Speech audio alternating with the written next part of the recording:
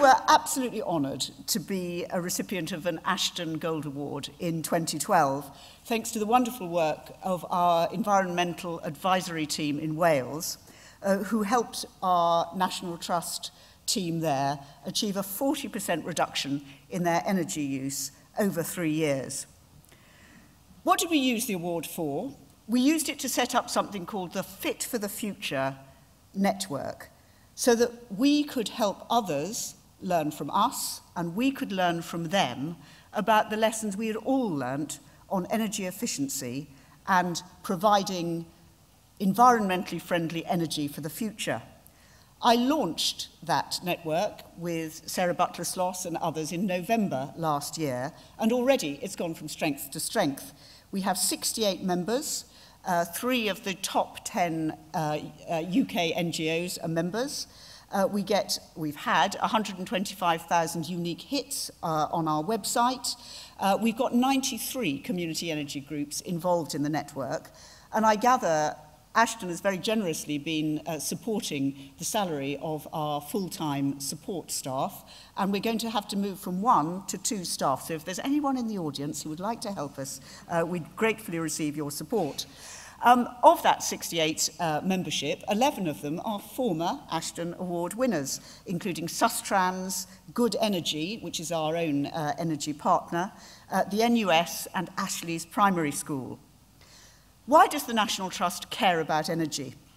We care because of the impact of climate change on the special places, the countryside and the houses we look after on behalf of the nation. Last winter's storms and floods brought that home to all of us, particularly around the 700 miles of coastline that we at the National Trust look after. And some of you will have seen the very dramatic pictures, particularly at places like Burling Gap in Sussex, of bits of the coast falling off. We had as much loss there in that one winter as we were expecting in 7 years of coastal adaptation. Of course, as a charity, being energy efficient also means we save money, and the more money we can save, the more money we can spend looking after the special places that you want us to care for. So that's why we set ourselves some very tough energy targets.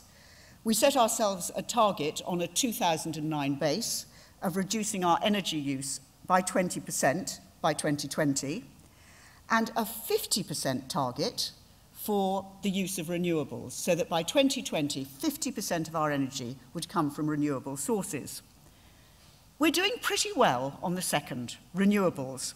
And you'll see here a picture, the bottom right-hand corner, of a wonderful hydro scheme, again in partnership with Good Energy, that we've turned on this year at Hafod Llan, on what I call the backside of Snowdon. As you'll see, it practically looks like a wonderful waterfall, and families are already going up there and having picnics.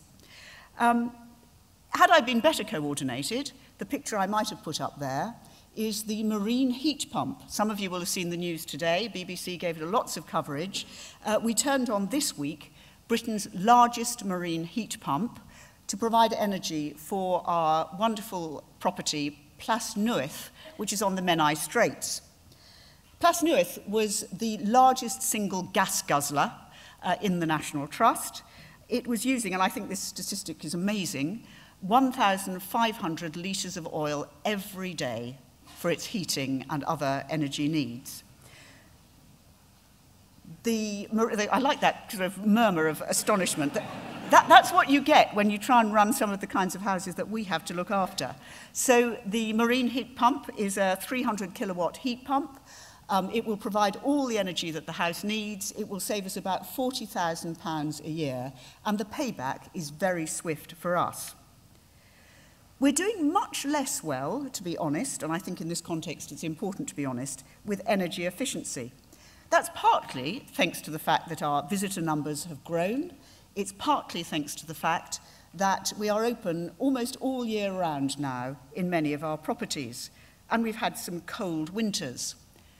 And the mansion houses, and Kedleston at the top there is a very good example, are a real challenge to us. Drafty windows, high ceilings, open doors. And we need to learn from others, and this is back to the importance of the Fit for the Future network, about how, in a retrofit sense, in a behavioural sense, we can really achieve our energy efficiency targets there. We have, just to give you one example, done at Kedleston, we have made some changes. We've replaced 400 light bulbs swapped for ordinary light bulbs, swapped for LED light bulbs. I gather that saves us 36,000 kilowatt hours, but in a much more national trust kind of statistic, we're saving ourselves the equivalent of making 1.2 million cups of tea. So this is where the network really comes in. We're showing off what we do, and 100 members of the Fit for the Future network went up to Anglesey to have a look at what we were doing there, and I think at least 2 of the organisations represented have gone off to build their own marine heat pumps. But we need help on efficiency. We've already learnt from the RSPB something about the tools and techniques they've used, a similar kind of organisation, to reduce their energy use. And I must say, from seeing that wonderful film about TLC, I think we're also going to go off to Barts to see what they do.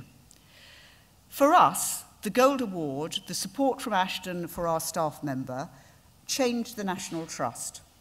I was so struck by the comment that Nick made that one example is worth 100 regressions. As not an economist but a historian, I couldn't agree more.